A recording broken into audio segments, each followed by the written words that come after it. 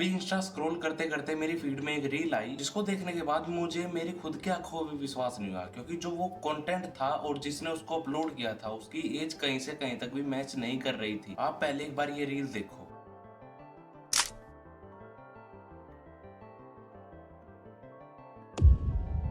आप इस रील को देखने के बाद ये बात समझ ही गए होंगे कि मैंने ये बात क्यों बोली थी, क्योंकि जो इस रील में कंटेंट है और जिसने इसको अपलोड किया है वो कहीं से कहीं तक भी मैच नहीं कर रहा। क्योंकि कंटेंट अपलोड करने वाली एक बच्ची है और रील में जो कंटेंट है वो 18+ है। मगर सिर्फ और सिर्फ यही नहीं, मुझे ये रील देखने के बाद एक चीज और याद आई। इसने तो मेरे को एक बार डीएम भी कर रखा है। जी हाँ, इस लड़की का 21 दिसंबर 2024 के दिन मेरे को डीएम भी आया था, जिसमें इसने काफी कुछ बताया था जो चीजें मैं आपको यहाँ पर नहीं दिखा सकता। और उसमें इसने ये बात बोली थी कि ये सारी चीजें कोपिंग के लिए करती है। इसका मतलब ये कि ये सारी चीजें करके अपनी सारी प्रॉब्लम से भागती है। और ये सारी चीजें करने के बाद इसको इस चीज का भी एहसास हो गया था कि ये सारी चीजें गलत है। जी हाँ, एक बार ये देखिए स्क्रीनशॉट। मगर गैस व्हाट, जिसको लाइक्स और फॉलोअर्स की लत लग जाए वो ये सारी चीजें कैसे छोड़ सकती है। 21 दिसंबर को जब इसने मेरी रील के ऊपर ये कमेंट किया तो मुझे ऐसा लगा कि किसी को तो मेरी रील से फायदा हुआ है। और मेरी वीडियो देख के यदि एक लड़की को भी इतनी समझ आ जाए कि भाई ये सारी चीजें करना कितना ज्यादा गलत है,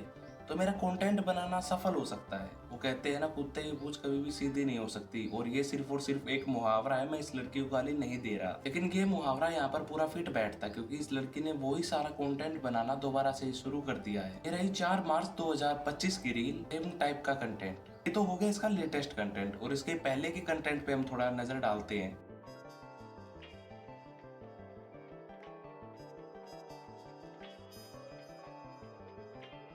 इस रील का मतलब आप समझ रहे हो, ये इस रील में बच्चों के साथ होने वाली चीजों को जस्टिफाई कर रही है। इस चीज को पॉइंट आउट मत करो, क्योंकि ये डार्क ह्यूमर है। चाइल्ड रेप, चाइल्ड मोलेस्टेशन, ये सारी चीजें बहुत ही ज्यादा कॉमन है इंडिया के अंदर। और अक्सर ये सारी चीजें करने वाले उनके जान पहचान के ही लोग होते हैं। चाइल्ड राइट यू के एनालिसिस के दौरान 2016 से लेकर 2022 तक बच्चों के साथ हो रहे घिनौने काम के अंदर 96% तक राइज देखी गई है। ये रिपोर्ट तो कुल 2022 तक की है। यदि 2022 की देखे तो 38,911 ऐसे केस हैं जिसके अंदर बच्चों के साथ ये सारे दुष्कर्म किए गए हैं। जो 2021 के 36,381 केस थे वो इतने ज्यादा बढ़ गए कि वो दुगने हो चुके हैं। इस डेटा का दिखाने का मकसद सिर्फ और सिर्फ ये है कि आपको पता चल सके जिस चीज का ऐसे लोग डार्क ह्यूमर का इतना ज्यादा मजाक बनाते हैं वो कितनी ज्यादा सीरियस चीज है। मैंने पहले भी समय रैना, हर्ष गुजराल, आरुष बोला, इन सभी को कॉल आउट कर रखा है, जिसके अंदर इन्होंने डार्क ह्यूमर के नाम पे भद्दी से भद्दी चीज को भी नॉर्मलाइज किया है। तो वहीं पर इस लड़की को कॉल आउट क्यों ना करूं, क्योंकि ये तो फिर भी बच्ची है। इस लड़की ने अपने लास्ट टाइम एज यानी कि दिसंबर में 15 साल बताई थी, मगर पता नहीं है कितना ज्यादा सच है। लेकिन वहीं पर हम इस लड़की की भी एज को कंसीडर करें तो ये ज्यादा 16 साल की है, जो कि एक बहुत ही ज्यादा माइनर एज है। मुझे तो कभी कभी इस चीज से बहुत ही ज्यादा डर लगता है कि इस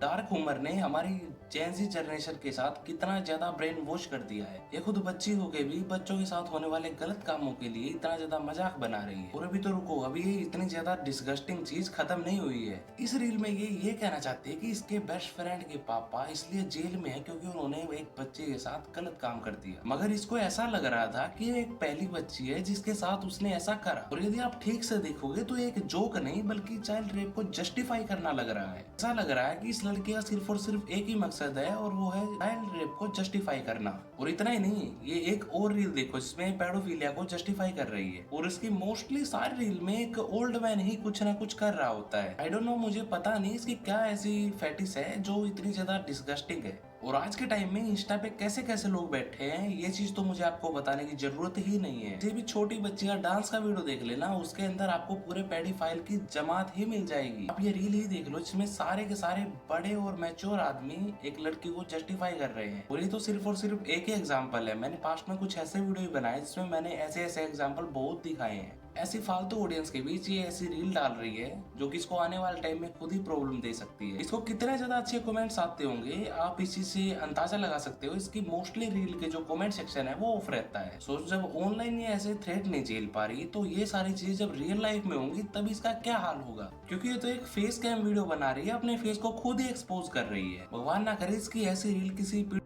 चली जाए और वो प्रोफाइल इसके घर के आसपास ही रहता हो तो ऐसे में उसे क्या लगेगा, उसे तो यही लगेगा ना ये तो खुला इन्विटेशन दे रही है। इसकी इतनी ज्यादा डिस्गस्टिंग वीडियो देख के, इतनी ज्यादा क्रीपी वीडियो देख के पीडोफाइल को तो एक इन्विटेशन ही लगेगा ना। और ये सारी चीजें दिखाना बहुत ही ज्यादा डेंजर हो सकता है। मुझे पता है ये मेरी वीडियो देख रही है तो मैं तुमसे डायरेक्ट बात करना चाहता हूँ। ऐसे रील्स और ऐसे वीडियो दिखा के तुम्हें कुछ चंद लाइक्स और फॉलोवर तो मिल जाएंगे, लेकिन ऐसे में चलते हुए आप बहुत ही ज्यादा गलत चीजों को इन्विटेशन दे रही हो।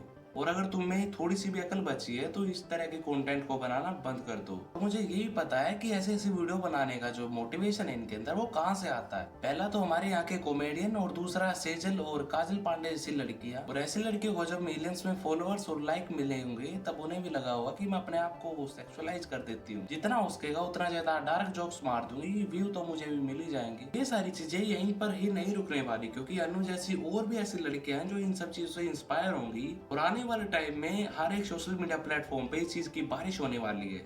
और इस चीज के चलते हुए मैं जितना दोस्त यहाँ पे वीडियो बनाने वाले का मानता हूँ उतना ही दोस्त ऑडियंस का भी है, जो इनके ये सारा कंटेंट देख के इनको लाखों में लाइक्स और फॉलोअर्स देते हैं। और उतना ही दोस्त मैं अनु जैसे पेरेंट्स का ही मानता हूँ जो अपने बच्चों को कम उम्र में फोन तो दे देते हैं लेकिन उस फोन के ऊपर निगरानी रखना भूल जाते हैं।